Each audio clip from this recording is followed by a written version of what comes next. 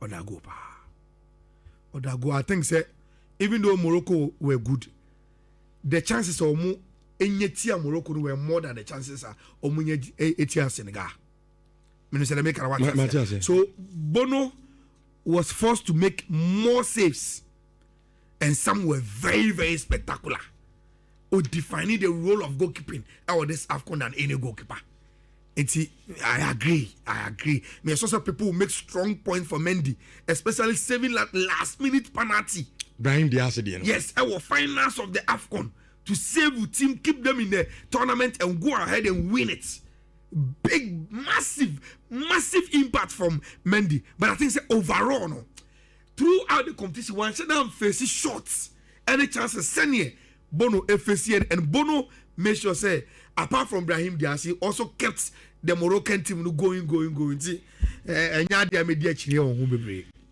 to the Ashanti Regional Schools Games, a course so our Baba Yahya Sports Stadium, the Canadian Milo Games, you know. And you catch them say no movie no from the semi-final no the final no ever sign at the Ashisha so. Now the first semi-final game no na between Okess and Olak. Game no corner we no Olak ball pa but Okess for chairs say look sometimes so what competition be say ya. And your boy na prepare bibiri but you take you chances are wait me akọ anim because competition na obo no. Into upon a boy Olak for the boy in na Okess etwa meka me nsa omo entimi ante edna okay said the call air final and after benya the second semi-final game in fact that was too big huge game edna enya between Owass and Prempeh na game no na ano den pa I mean obi o game ni bia no em say na Ayala sama o kan na no kre Prempeh for ne bobo dia but so o game ni bia na Owass for no quality no now also the chain Prempeh ti Owass etwa Prempeh kaba ko a amonso entimiante afena final no I set between Okess and Owass why and na ehye na wajijumade no adiesin na so na before Okess ram into this game no matter Milo games 9 and they were the defending champions so and no I'm sure Owass na do ko 10 Milo game mo je ba ko 10 la decima and na Okess for no yes and so ajinyebo game you know coach out don bobo game no eye baba yidi yentie no na ye bought dwumade ni wie no osedian na ebo ema Okess ajom 10th Milo game a course so Kumasi Baba Stadium.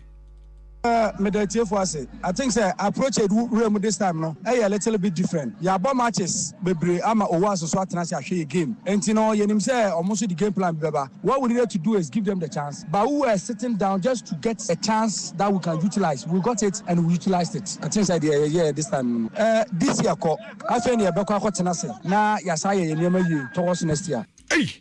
Now I would see coach now the last year no na do am also we do so me to baby cry. The plan is next year. Nah, fantastic. Now some 12 to 3. That is the mentality of a good coach. Wow. I'm captain. That is Okess school no. Your friend Bright Okutu. And also after the game, you intend kakana best man who's been Ayala. And remember Branton Uni. Yeah. Bobo Bruta. Also number 8 years, you know. A very, very good player. Let's start to Owass match. Catch on myself, boys. My under match because Owass a good side. I'm a good team. To my call out. Name in the first half, no more pressure. So keep pressure. I born normal. The second half, you bench. Your coach, any case any abutle. Name bonny that is not there. What's saying? Beshomu. Near fat of na kotafu. The better supporters, any students, any old students. Some of our supporters at Magic 10 times trophy. 10 times trophy. Easy back to back. Any easy. But I'm not any. At my shedding, I'm a trophy. The Dobia say, next year, some team Nebano, Uncolano Moban, Samuel from the next semester team Nebano, or fight as a jar among you. The show mobile. Okay, Captain Edema Okess team no Bright Okutu. And now I'll say a back to back Romaya, no matter 10th Milo game.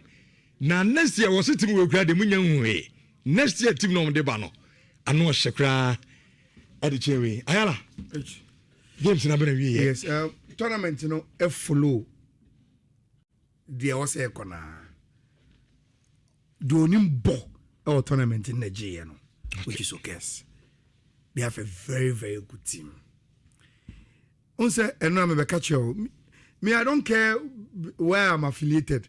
Send me who Nameka. Throughout the competition, the best 2 schools were Owass and Okess. See, a started tournament today and me. Nas Oman show Mwa, they will still make it to the final. Ome are better than all the schools no boy. Enti, me unze minipa oracle betway or a prempe boy or sending message so me kebi mo was because me kohona me sidabi. Sanka dia me de mani ahu no. Ka prempe for ni mbochi was for na kamaba beka. E dey na so ho kwasa beka say obi ni mbo bochi. Which me only disappointment. And he started from the organization.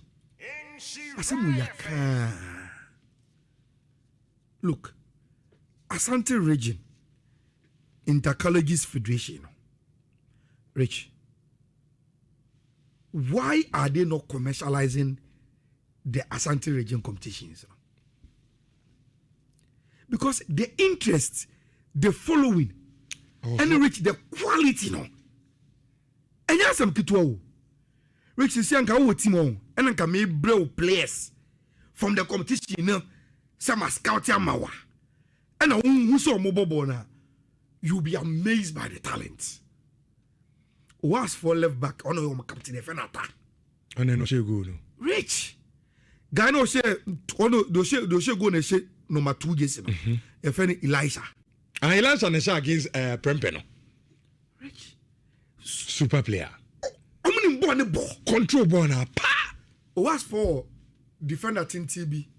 Omo friend no or some northern name bi. Wa. What's your number 15 years? Rich born in tough from which no. Was for number 13, number 6. No me 2 midfielders. Go and look at the Okess team. This bright Okutu ya ubo no ono show number 8. Ojibo no pass ya. Okess one name. Onu so Okess ewo the other winger no show number 10 gesi no. Eboma team na kotoko. And in the ball in the FA Cup final. Golden kicks. Ewo Okess team ni mo. Enti so Okess wo kwahwe matches na. Which the quality was slow. I was slow. I don't know if you say any name, man. Yes. Rich, apart from one Sims, our left back be. And number 6, you know, was a 5 GC or a left over 6. I can tell you in the teams, you know, quality all round, quality players. But I know we and I say the trophy I shall win some. But let me catch you say, if the Asante Region Sports Federation, so I'm going to be able to commercialize that area, they will get a lot of sponsors. Rich, sebi. All the companies are going to hang are they not old boys of this same school? Sure. So they know what it's about. They would love to see their teams. And they'll be affiliated to it with their products. And at the end of the good following, the problem is saying. So let people come around. Competition. It's a nice showpiece. There's not even any TV coverage. Rich, it usually say Kumasi, internal Kumasi. And go for radio station be Breoma BA. Ubium for partnership, Obinfa, I didn't went to TV, so Mango phone share. But why did you deny your answer? A TV can come in and can go for so show more TV so and only testify the Ayaka. Timmy Slomo. Both the intercourse or any football, no, they should open themselves up. No, we invite the commercialization of these games. And then we are saying, code him first, no. Now, science and mass quiz, you know, GS, wow. Rich, almost be a woman in my prime time, no. And then almost want to suit me, guy. So why GS deny, Kumasi for no deny this competition? It is because almost be a woman, they've got someone who can commercialize the competition. Rich, they should look at it. Okess for deserve it. Last minute, no show Owass for no. Boboni pinche sa. Say what you coach na. What's your Owass for no master dey? And to game na ye omo pia ko echi. Owass for the bobo pa o. But utu so Okess for were experience. They know how to pick a movement. And when Owass for no more tell us ye nya omo pa no. And omo tifri one pass. And a name and a ball shot across. Pa. And I better tap it in. there is no way I bet me at na ka be 3 minutes am yapon final no. And again, me knew the entire reach after the semi-finals. They should have played the final the next day. Because on say Okess and we can't win the game. They don't be rested. Yes. But Owass and the Prempeh there. On you boy we no, you boy we no say come final. And imagine Prempeh third and fourth through penalties. Omo Owass the boy. Rich. Why will you they me dom no mu ko joma home. And people will come and watch. People will come. See, those were the little things my observe, but Okess deserve it. Man can't they deserve it. Throughout the competition, they've played very, very well. There were games and more demo along the journey, but they were able to pick the pieces. When you say Okess, say Rich penalties. No be you. And look at Okess for say on first man. And Okess. But they were able to soldier on and Omatima Baby winning. Look, Kumasi, I will be on him and Cranabo to be Okess trophy. They have been the best. I'm Real Madrid. They are the Real Madrid of the Kumasi schools. And I say, can I be beating Omotikodai? But if they are back into their city, they are Omuni Obiam, Okess from Tete. Has been the best school when it comes to football in the region. And Omo rediscover himself. Omo Asabe winning at the Nibium to Ladesma to Okess and congratulations to Omo headmaster, Omo PE teachers, Omo Empenyum Fono. Look, they invest in this competition and they deserve so Omo Etimi Eje Omo Trophy no Ewo Hono Rich. 11:53. Nana Prenke yi dem sa say. Oh, say a old story. Also kakra. Sama Ewo Dada. Me only problem is say, Rich, Effie, any big clubs now. Who approach you no so they didn't go from stadium. Rich, have they done their own research and do they know what the problem is? Because only more problem, Rich, how do you profess solutions to it? From an up and grant. If you but say koto for no say internal man kasa ye research. So what is the research telling them? Me up to now me hu bi. But almost all my good. If they've done it, then they know their problem. Then they should solve it. Rich, I know into the research. So Ayala mamu sawi. O candid opinion. Eye amanfo na abre ye league no. Especially the yemfa koto because koto asem de eka. Supporters na break team so team ni ya break yen costa de yen bim ana a matter of kotoko ball no mo ball no nya attractive enough the supporters beba stadium. Okay, problems you know kitten kabo my ho. But for me the biggest issue and say Rich me won nam fofo bebre mo master stadium bim. But they've never told me omunya kotokophobia. Enti me kotokoni me has ni no constant. On stadium. Once the person still feels so kotokoni or has ni no, it is enough. Diaka ye wo kotokoni has. E dia na ode be ye sani pakona or sababa back. Enti all the factors now belonging to the other side no. Rich, I don't want us to praise those factors, you know. But these people still identify themselves as a kotokoni or hasini. It's a DNA kotoko team no, hasi team no. Here to bring that person back to the stadium. The problem is with the clubs. Sabono, ye name say team ne share they supporters beba stadium. Nan say kotokoni hasi ebia yes omo nye that flamboyant. But many sure to say that bad sir. And the DM fans in the almost again. When we say anytime, but my mom one example, but the way can I say? Okay. Yay in Share FM.